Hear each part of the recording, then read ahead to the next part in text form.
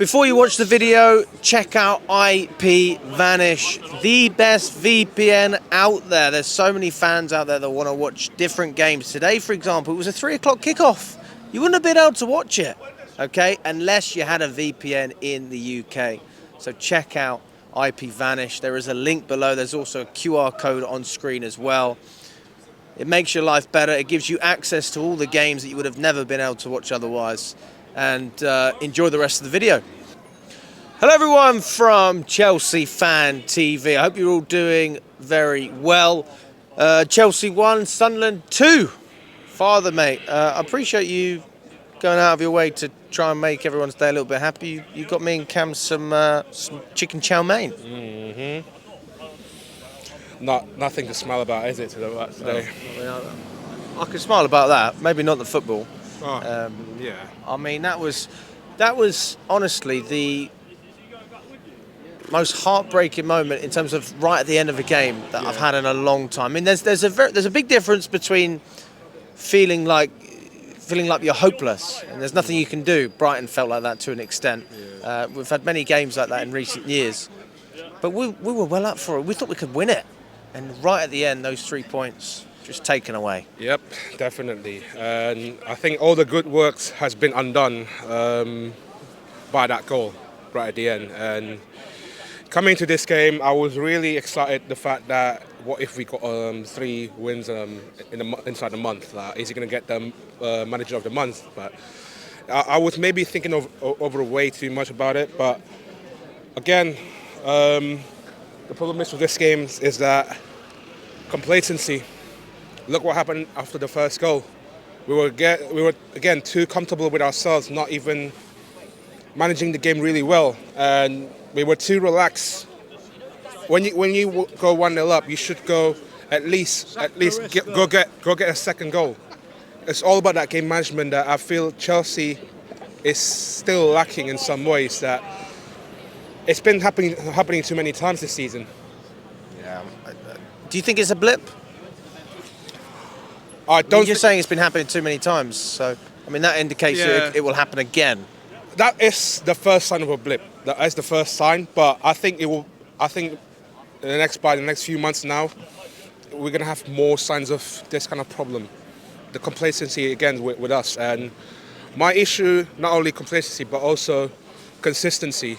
We seem to struggle a lot in terms of performance on a consistent basis when we need to. And for this game alone, you knew what Sunderland's going to do in this game. They're going to come at us at everything because they have a point to prove. They're a Premier League team now. They're not a championship to be tolerated with. So I think we underestimated them way too much. We gave them way too many respect, and it cost us today. And the equaliser from Sunderland, again, that's the second time that we concede from a long throw. What are we doing exactly behind the scenes in terms of how to defend from a long throw? What do you think we need to do differently? What weren't you happy with? I wasn't very happy with some of the players in terms of positioning. I think a manager can only do such a thing as when it comes to long throw, but I think the players got to do better on how to deal with that situation. These are some of the most experienced players, by the way. These are the players that became in the world champion in this summer. They should be the ones that figure things out. And again, it's jarring at times. We've talked too much about our players being inconsistent, but again, do I'm really surprised on how poor we are?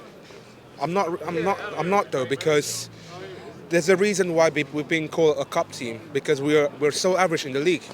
We've been a cup team for a number of years. We've been almost 10 years. We've been a cup team almost for about nearly since the last time we won the league. That was 8 years ago.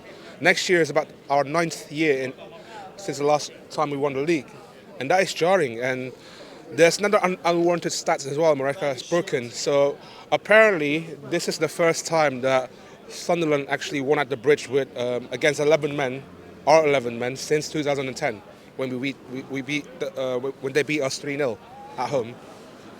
And this is the first time they actually won at the Bridge well, 11 years ago, 2014, that was the last time, but even though that was against 10 men. That was to end Mourinho's unbeaten streak, Yes, wasn't it? that's the one. Fabio Borini. Fabio Borini. Conor Wickham penalty as well.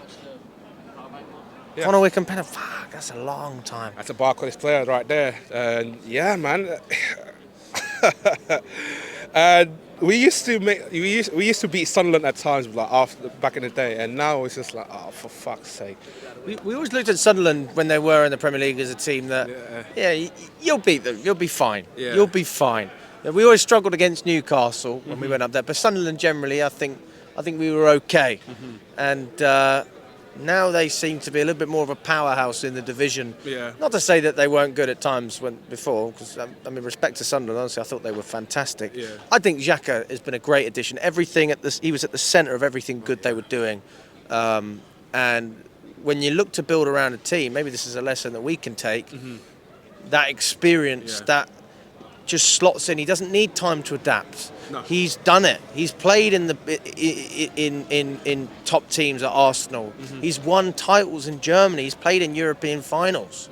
This is the kind of experience that will bring your team to the next level, and I think he's done that. Absolutely, and this is why we've kind of questioned our board so many times this season on the lack of experience that we need some sort of a leadership right in the middle. Like Enzo and Caicedo can do certain things, but they're not that able to communicate enough to the team, where there's lack of leadership in some ways. That I would say Reece James can again he can do sort of things, but you need someone that is proper bad man in the dressing room that likes to scream at them like John Terry did. That we don't have that, and this is what ourselves got to face for the next few games now. And again, like, this is our testament as well on how we're going to finish our season. We've talked about how inconsistent we are on the league. Like, there's a reason why we've been very lucky in terms of putting performances in the games where we need the most. Let's say for the Champions League, and you never know with the League Cup draw how it pans out. But again, like, for me, it's been a struggle at times in terms of putting consistent week in, week out. You don't have to be playing that good to be near enough top of the league.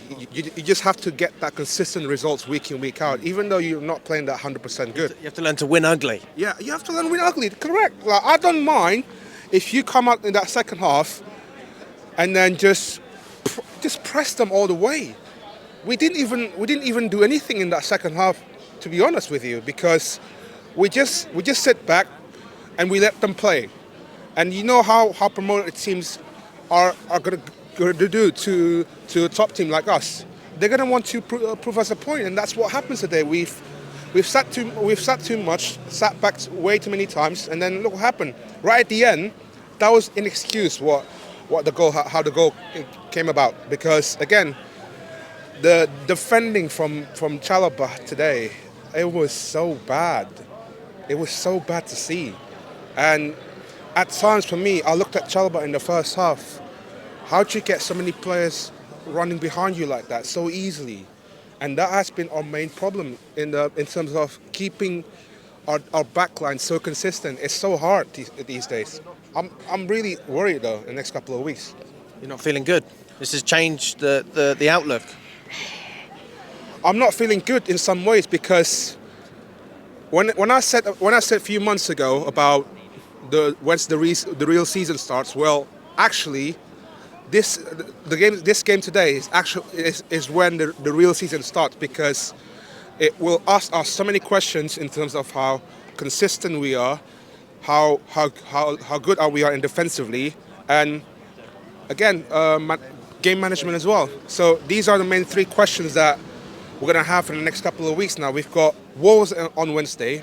We've got Tottenham next week. We're going to have to go all the way to the far east end, right above the fucking Iranian border in the Pakistan in some ways. Go to Baku and then face Karabakh team. But Azerbaijan? Yeah. You just said Pakistan. Oh, fucking hell. Right above Pakistan, man. Geography lesson for you, man. But yeah, man, look, again, I'm really worried about our next away games.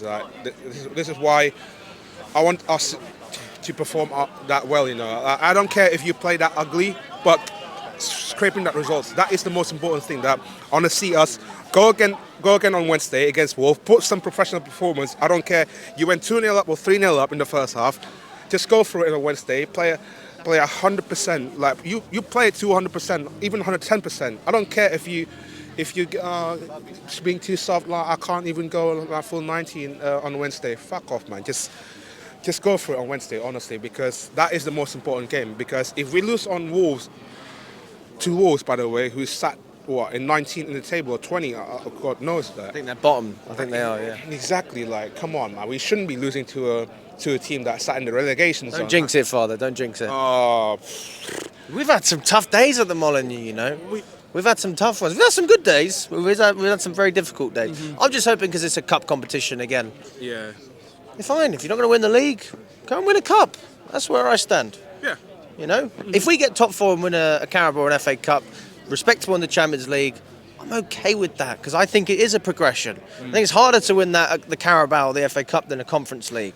We don't have the Club World Cup anymore, so how can I compare that? I would, you know what, in terms of the on expectation on where we are finished at the end of the season, I wouldn't mind taking 2 domestic cups because Neither would I, Father. I think that should be our main target, targeting one of those or maybe 2 of those cups. And then Champions League wise, I think it's all about luck. If we somehow get some, God knows how good we are, like the one in the Club World Cup in the summer, you never know, have you? But again, as it stands, I think we should play like slow it down with the title race talk because we're not actually there yet, and that is where our fan base sometimes getting too giddy with ourselves being the world champs, and that is why I feel like this game is more of a reality check to us. Big up to you, Father. Thanks so much, buddy. Thanks. Good to see you, mate. Good to see you.